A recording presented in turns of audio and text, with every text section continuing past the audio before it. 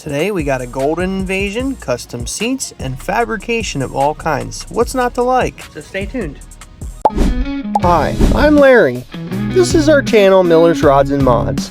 I'm just your average guy that works on anything and everything, big or small. From custom fabrication to routine maintenance, we pretty much do everything here, all DIY. In the process, my family and I do our best to have a little fun. So follow along and enjoy. Bring my glove back. Hey! Excuse me! You bring me my glove. Give it here. Sadie! Oh my, fierce.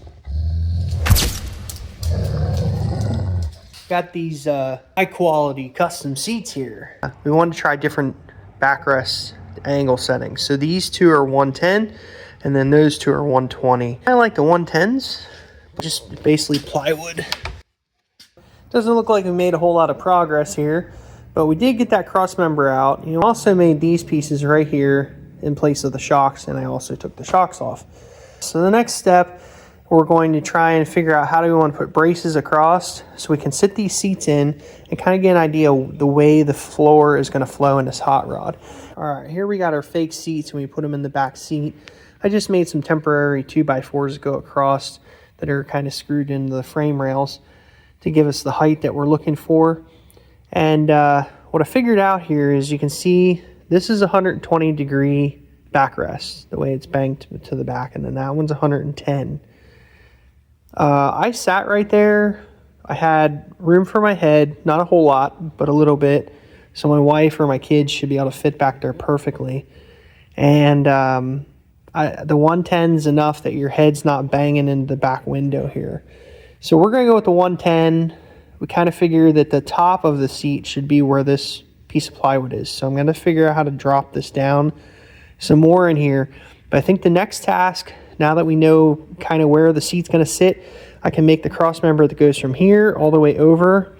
And then I can do a body mount right in here and here. And then we can kind of carry the floor over across the cross members here, or the frame rails, I should say, and kind of get the ball rolling here on the back floor and get some more cross bracing in this body so it doesn't want to flex. So we're going to do start here with the center drill. And I'm just eyeballing this. It's not, for me, it's not that fussy, but it's a good idea to start with the center drill. And then we're going to go to a broach. And they usually use these for cutting holes in boxes, like for running electrical, but they work really good on like steel like this, and they got carbide bits on there, and it's a lot easier to do this than it is with a plasma cutter and then cutting it out later. So let's cut this up and go from there.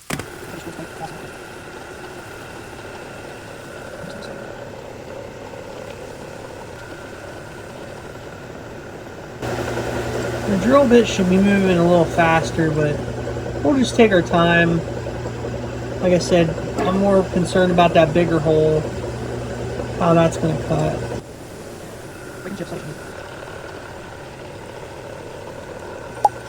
Might be loud. Just warning.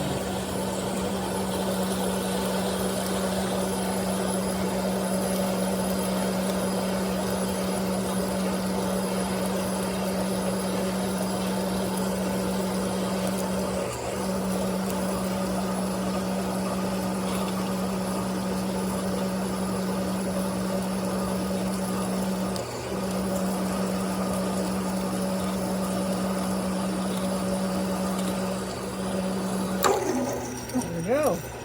A pretty nice piece. Nicely cut hole. No slag, no BS. This is just for the body mount, for the rubber to sit in there. But yeah, not a bad looking part, huh? Pretty cool. So we'll leave that broach in there because we'll probably need that for the next one, but I think the hole differs in the distance from here to here to the center line. So we'll go mount this one up and then we'll work on the next one.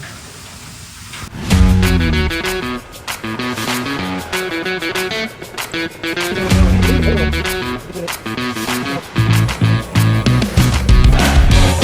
think Colton definitely has an interest in it. He loves doing these things. That's what it's all about. Making stuff your own, building it yourself, and having pride in things you do. Ain't enough of that in this country. Alright, I'm going to explain here a little bit about this thought process. We've got both of these pieces made, and they basically go in just like so. So we'll slide right in there. Now I'm going to make some supports on here, on either side of this, so it gives us some strength. And then we're going to drill a hole in the top of the frame and weld a nut on the bottom, and your bolt will go right through here.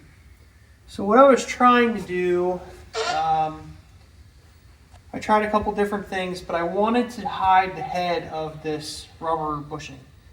I'm still not sure that I'm totally happy with it. We might try something a little bit different later, but I think I'm just going to go with this design. It's simple. It'll work. We tried a couple other things I can show you here. Originally I was going to put this piece of square tubing right like that, and then we were going to put a mount on the outside of the frame down below, and I just wasn't happy with the way that looked, because you can see the frame, you could see that mount, and it wasn't, what do you say, aesthetically pleasing. Yes, that's a very big word for me. So I thought, well, maybe what I'll do is I'll make another mount. Okay? So this one fits in like that. It slopes down on the bottom, and then it does bolt through the frame. But it has no area for this rubber bushing to go between that. So by the time you put the rubber bushing underneath there, you might as well just make a flat plate, go straight across.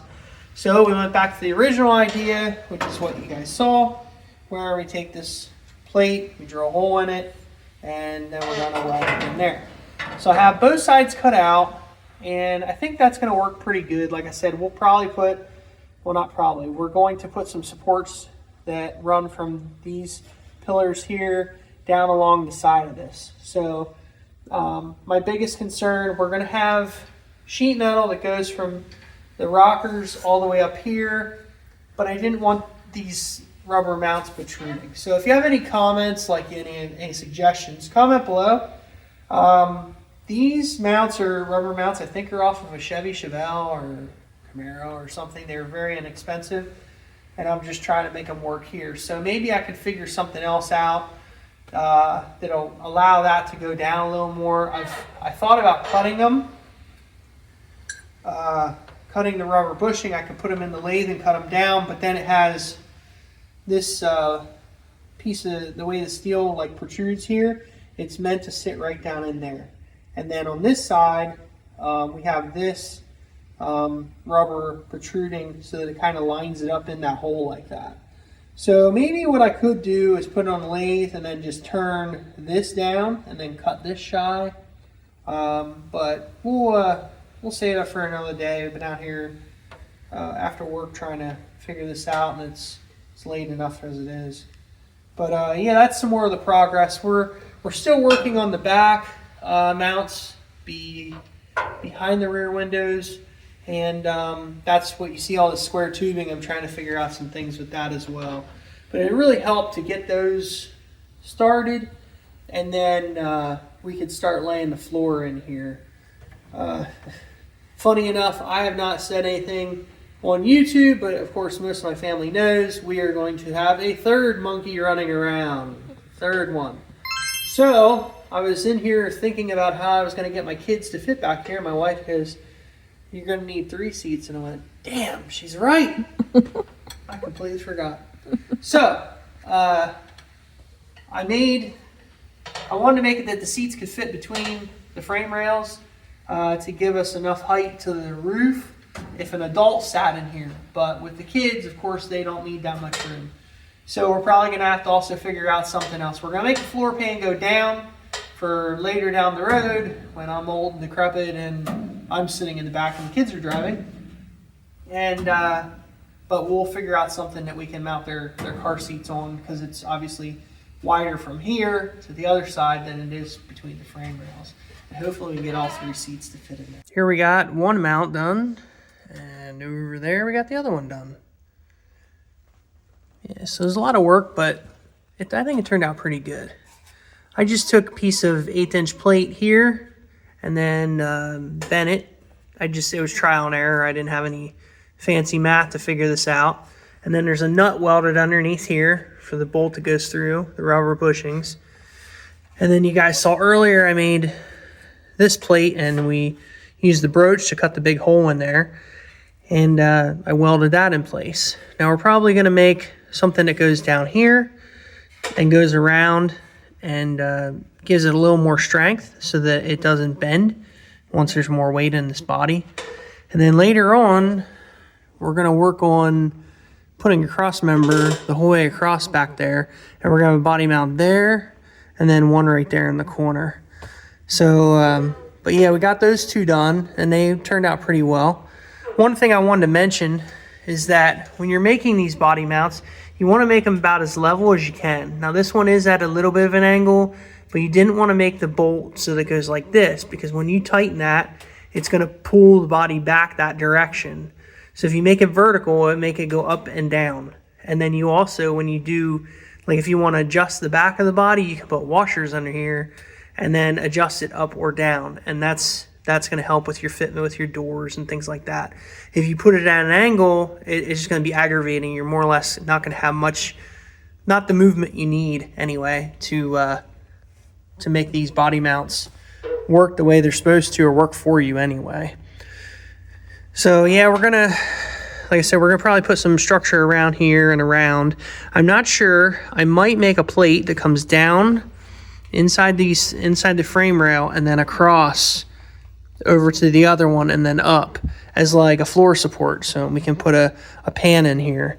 And then we're also going to have, this is going to be your inner rocker. It's going to be a flat sheet that goes over top of this, and so it'll probably hide this better than I thought it originally would. What we're doing now is I want to extend this frame out further to the edge of the body to make the cross members back as far as I can back here, so it gives us more room for seating area.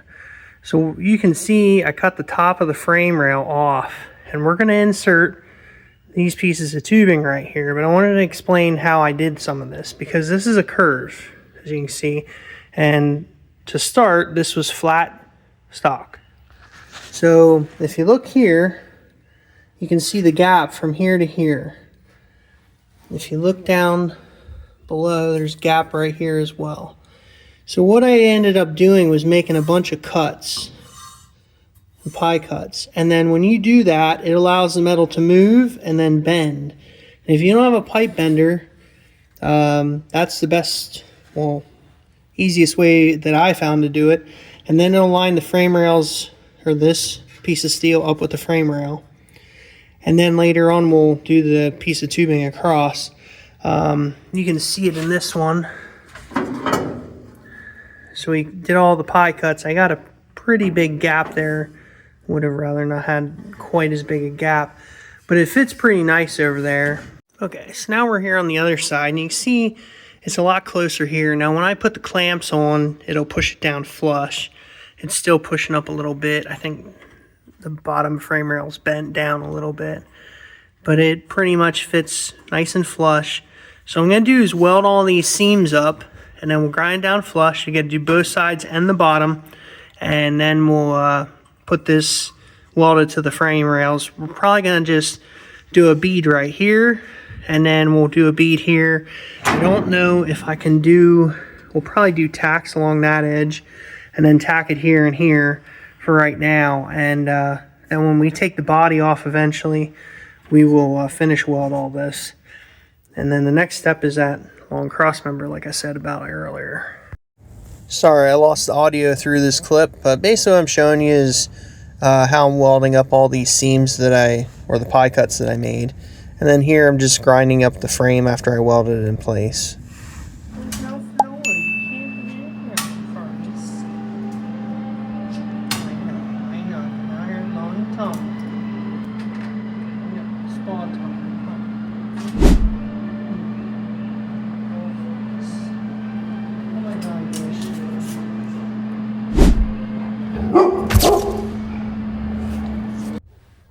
All right, look at that.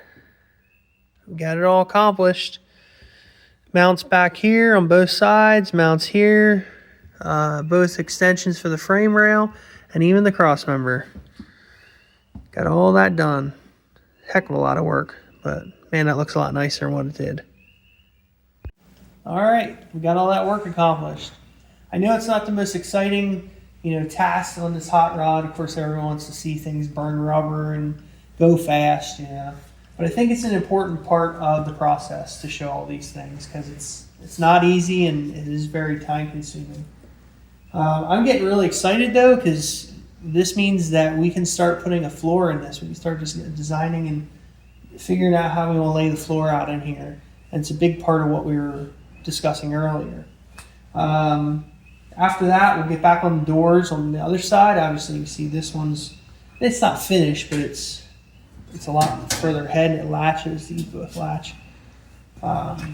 So I want to get the other side done as well. Once all that's done, then we can start closing the rest of the car up. So anyway, I want to thank all of you for continuing to watch these videos, even when they're not the most exciting. Hopefully you enjoy them. I want to thank my wife for filming a lot of these videos and just being supportive as far as, just to watch the kids so I can come out here in the evenings after work and try and get something accomplished. I really appreciate her and, her effort for this channel as well. So, if you guys haven't already, subscribe, like, and if you have a comment, please leave it down below. I'd love to hear what you have to say and what you think of my projects. And until next time.